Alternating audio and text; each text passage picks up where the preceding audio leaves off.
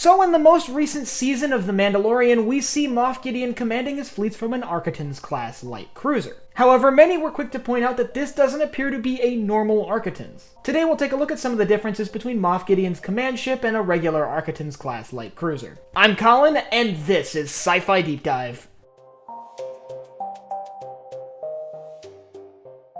Remember, if you enjoyed this video, to head down below and hit that subscribe button. So it appears Moff Gideon commands all of his forces from the bridge and command center on board this Arquitens-Class Light Cruiser. However, as many were quick to point out, it is not a normal Arquitens-Class Light Cruiser with a few very significant differences. So let's talk about the things that separate this vessel from the Arquitens that we saw in the Clone Wars and Rebels. First things first, these vessels seem to be about the same size. And if we look at the size of some of the TIE fighters flying in and out of the hangars on board the Arquitens, we can tell that this vessel is roughly the same size as the Arquitens that we see in Rebels. However, that leads us to our first and probably the largest and most significant difference: the Hangar Bays. The Arquitens-class vessels we see used during the Galactic Civil War don't have any internal hangar bays. Instead, TIE fighters and shuttles are docked externally within the prow of the vessel.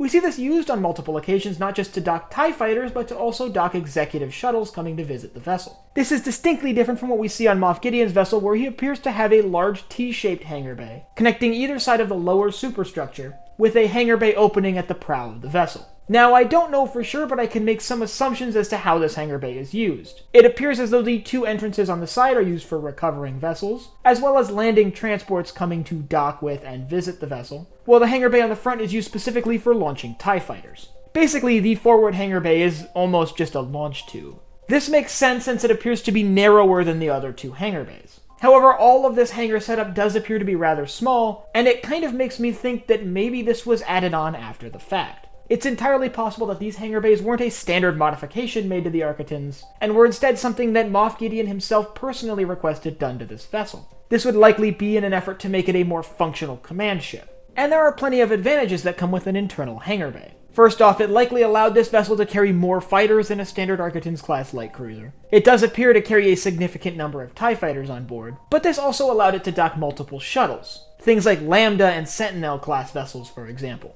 And I shouldn't have to explain how the ability to dock VIP shuttles to this vessel would make it a better command ship. But that's not the only modification that we see. Another significant modification is the bridge. Now, we get a good look at bridges within Arquitens-class vessels on several occasions in Star Wars Rebels, and even a couple times in the Clone Wars, and we can see that they're clearly much smaller and laid out very differently from the bridge aboard Moff Gideon's ship. Moff Gideon's ship appears to be larger, roomier, and have room to accommodate things like a holotable. Now, I personally think that these were probably added by Moff Gideon personally after the fall of the Empire. These once again feel like things that would have been added to a ship to make it a more suitable command ship. So it appears that the bridge has been extended outward from the vessel to accommodate a lot of these new features. Even though ultimately the truth is this bridge was made larger to look better on screen. The bridge on a standard Arquitens-class light cruiser is actually rather small and not really the right place for big dramatic showdowns like what we see at the end of Season 2.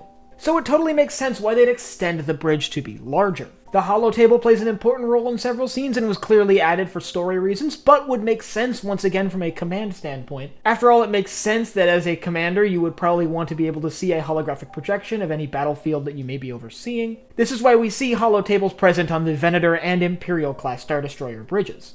But there's one other thing that seems to be a fairly significant difference, and this one is actually pretty obvious. And that is the bay for storing Dark Troopers. Now, by the time of The Mandalorian, the Dark Trooper program had clearly been going on for some time. After all, it's mentioned that these Dark Troopers are Phase 3 Dark Troopers. However, I think the accommodations to carry these Dark Troopers were likely not standard among Imperial Arquitens-class cruisers. If they were common enough to require accommodations aboard every Arquitens-class light cruiser, I feel like we would have seen them somewhere before. I think it's interesting, however, the way this bay is designed. The fact that it's got a large door on one end of the room that seems to open out into empty space leads me to believe that this space was not intended for storing things like Dark Troopers. Instead, I believe it was likely originally a cargo bay or an airlock. With both of those things, it makes sense to have a door that opens to the outside. However, in a research bay designed to contain your squad of highly advanced battle droids, it doesn't really make sense to have this door that leads out into empty space. However, if the space was originally used for loading and unloading cargo, it would make sense to have a door that can open to make that loading and unloading easier. And if it was an airlock, it would obviously make sense to have a door to the outside. But the Arquitens class does have a long and fascinating history serving both the Galactic Empire and the Republic. And I'm really glad to see it still around even 6 years after the fall of the Empire. If you want to learn more about the history and the design of the standard Arquitens-Class Light Cruiser, I'll leave a link up here to my video on that. And I want you to let me know down in the comments if there's any differences that I missed or anything that you think I labeled as a difference that is actually a standard feature. Do you think this is a completely new class of Arquitens? Or do you think this is something that Moff Gideon heavily modified to meet his own needs? And last but not least, if you enjoyed this video, head down below, hit the like button, the subscribe button, and the bell icon so you get notified when I upload new videos. So for Sci-Fi Deep Dive, I'm Colin, and I will see you next time.